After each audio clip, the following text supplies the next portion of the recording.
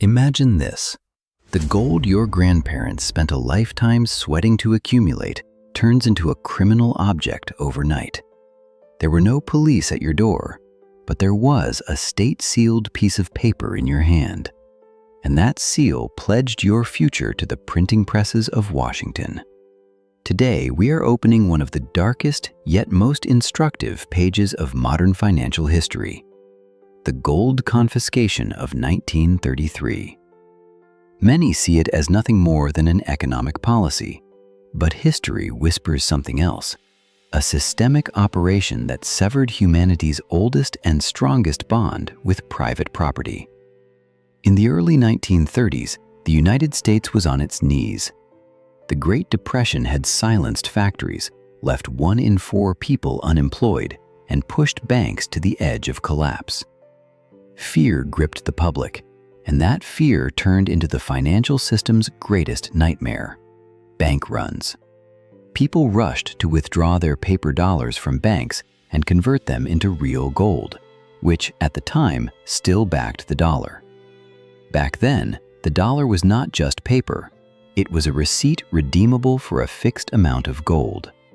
But the system had grown too bloated to physically deliver the gold it promised on paper.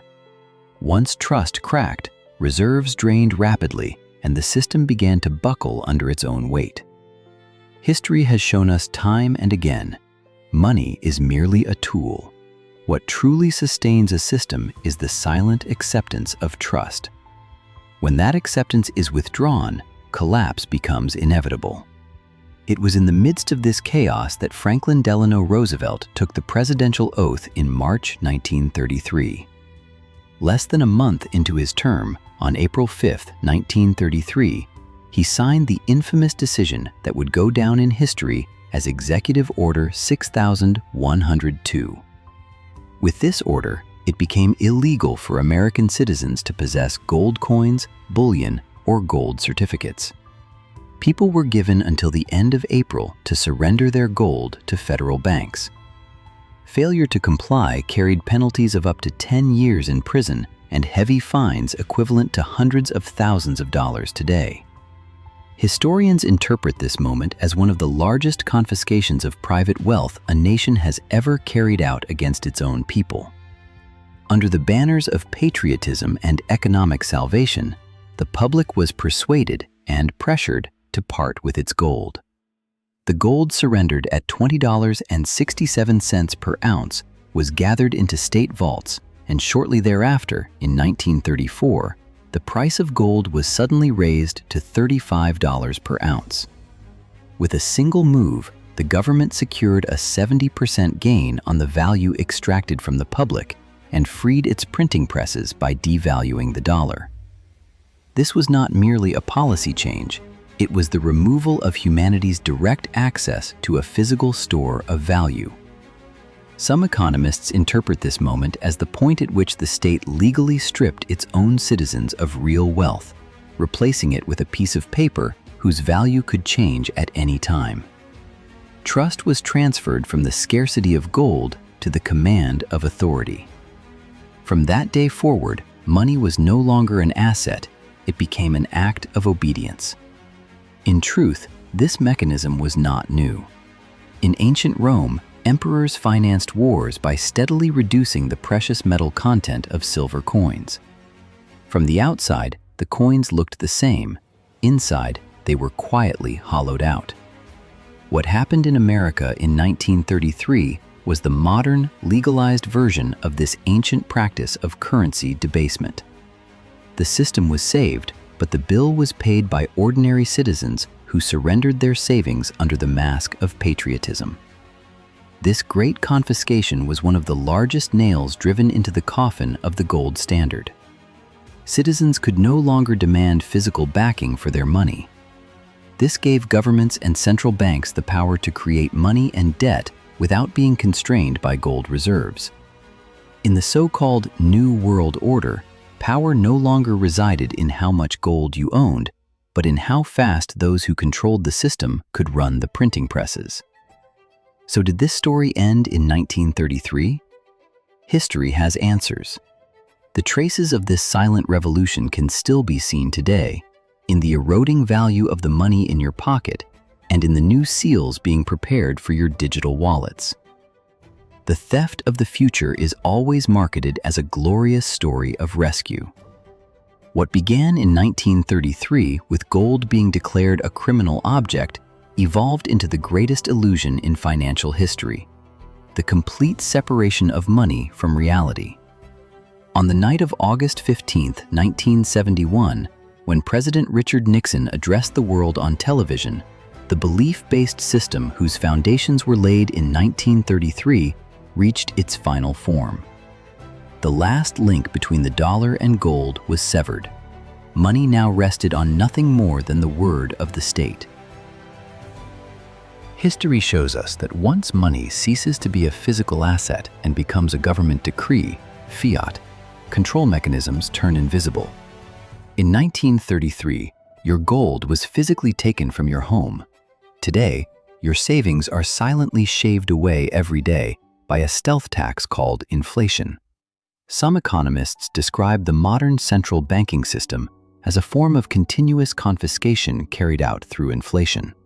You may think you still hold the same numbers, but the real value those numbers can purchase evaporates in direct proportion to the speed of the printing press. Today, this control mechanism is entering a new phase, the era of central bank digital currencies.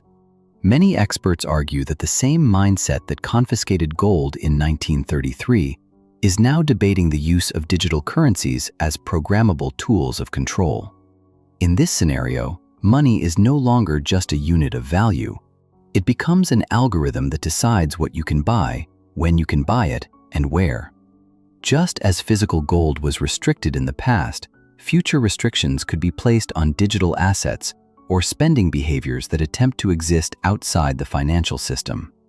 These debates revive one of the most critical questions of modern finance: who determines the boundaries of money? This is the point where finance becomes a psychological battlefield. In the darker side of behavioral finance, your consent becomes the most valuable commodity.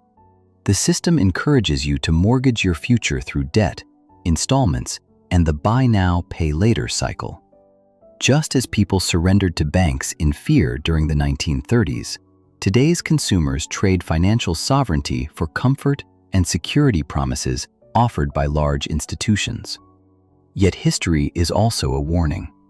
Every system built on debt eventually collides with a mathematical wall. When Rome diluted its silver, when Weimar Germany turned its currency into piles of paper, or when the housing bubble built on false promises collapsed in 2008, the same truth echoed every time. Illusions always collapse.